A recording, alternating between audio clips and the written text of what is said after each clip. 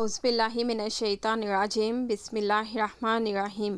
آسمان سے اتارا گیا ایک لذیذ اور معجزاتی غذا۔ یہ کھانا بنی اسرائیل پر کب اور کیوں نازل کیا گیا تھا؟ کیا یہ غذا جنت سے آئی تھی یا زمین پر پیدا ہوئی تھی؟ بنی اسرائیل نے ایسی کون سی نافرمانی کی تھی کہ اس کا اثر آج تک ہر طرح کے کھانے میں موجود ہے؟ جب اللہ تعالیٰ نے قوم بنی اسرائیل کو مصر سے نکالا اور انہیں فرعون سے نجات دے دی تو بنی اسرائیل نے حضرت موسیٰ علیہ السلام کی رہنمائی میں بحر احمر کو پار کیا اور فرعون اپنے لشکر سمیت سمندر میں غرق ہو گیا۔ جب حضرت موسیٰ کو کچھ اطمینان نصیب ہو گیا تو اللہ تعالیٰ کا حکم ہوا کہ آپ بنی اسرائیل کے اس لشکر کو لے کر ارض مقدس یعنی شام میں داخل ہو جائیں، جس ارض مقدس کا وعدہ بنی اسرائیل سے لیا گیا تھا اور جو انہیں عطا کی جانے والی تھی۔ لیکن اس وقت ارض مقدس پر قوم عمالقہ کا قبضہ تھا، جو بدترین کفار تھی اور بہت ہی طاقتور جنگجو اور نہایت ہی ظالم لوگ تھے۔ حضرت موسیٰ علیہ السلام بنی اسرائیل کو ہمراہ لے کر عمالقہ سے جنگ کے لیے روانہ ہوئے، جن کی تعداد 6 لاکھ تھی۔ لیکن جب یہ لوگ ارض مقدس کے قریب پہنچے تو ان کے دل میں خوف طاری ہو گیا اور بزدلی پیدا ہو گئی۔ انہوں نے حضرت موسیٰ سے کہا کہ اس شہر میں جبارین ہیں جو بہت زور آور اور زبردست ہیں، لہٰذا جب تک یہ لوگ اس شہر میں رہیں گے ہم ہرگز وہاں داخل نہ ہوں گے۔ یہاں تک کہ بنی اسرائیل نے حضرت موسیٰ سے یہ کہہ دیا کہ اے موسیٰ، اور آپ کا خدا جا کر اس زبردست قوم سے جنگ کریں، ہم تو یہیں بیٹھے رہیں گے۔ ان کے اس رویے سے حضرت موسیٰ علیہ السلام کو بہت صدمہ ہوا، لہٰذا اللہ تعالیٰ نے انہیں یہ سزا دی کہ جس وادی میں انہوں نے پڑاؤ ڈالا تھا وہاں 40 سالوں تک وہ بھٹکتے رہے مگر اس میدان سے باہر نہ نکل سکے۔ اس میدان کا نام میدان ٹیا تھا جو 27 میل کے رقبے پر مشتمل تھا۔ روایت ہے کہ بنی اسرائیل کے لوگ سامان اٹھا کر سارا دن چلنے کے بعد رات ایک جگہ پر پہنچتے اور جب صبح ہوتی تو وہ وہیں موجود ہوتے جہاں سے وہ چلے تھے، لہٰذا اب بنی اسرائیل اس میدان میں پھنس چکے تھے اور ایک ہفتے میں سب کا سامان ختم ہو گیا تھا اور ساری کی ساری قوم توبہ استغفار کرنے لگی اور معافیاں مانگنے لگی۔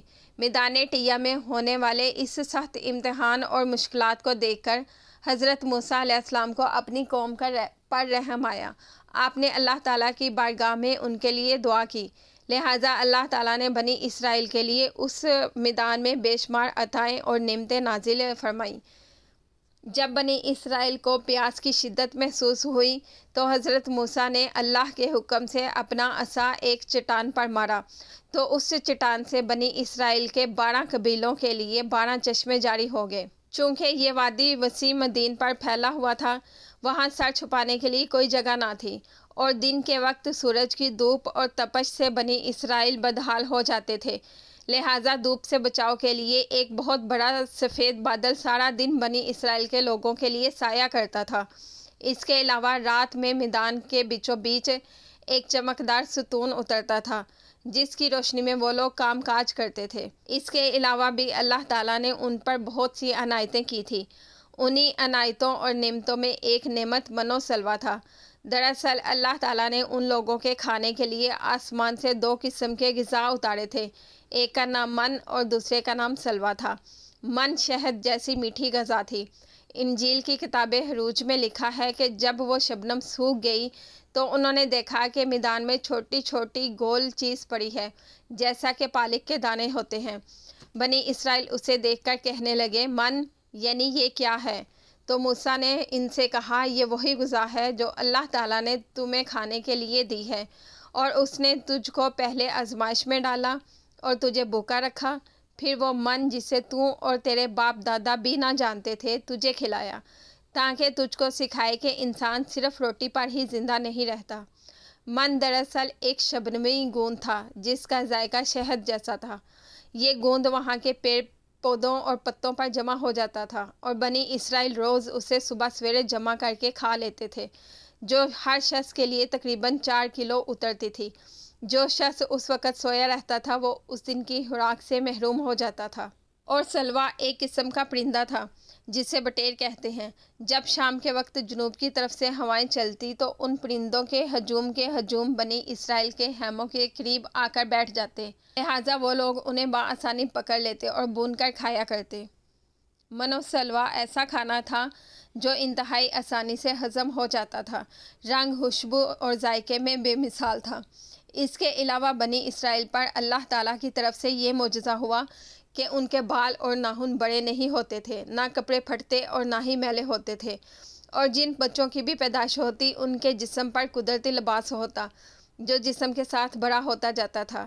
اس طرح اس وادی ٹیہ میں بنی اسرائیل من و سلویٰ اور ان چشموں کے سہارے ایک بہترین زندگی گزار رہے تھے۔ حضرت موسیٰ علیہ السلام کا یہ حکم تھا کہ روزانہ تم لوگ من و سلویٰ کو کھا لیا کرو اور کل کے لیے ہرگز اس کا ذخیرہ نہ کرنا، مگر بعض لوگوں کو یہ ڈر لگنے لگا کہ اگر کسی دن من و سلویٰ نہ اترا تو ہم لوگ اس چٹیل میدان میں بھوکے مر جائیں گے۔ چنانچہ ان لوگوں نے من و سلویٰ میں سے کچھ چھپا کر کل کے لیے رکھ لیا۔ لہٰذا نبی کی نافرمانی کرنے پر ایسی نحوست پھیل گئی کہ جو کچھ لوگوں نے کل کے لیے جمع کیا تھا وہ سب سڑ گیا اور آئندہ کے لیے اس کا اترنا بھی بند ہو گیا۔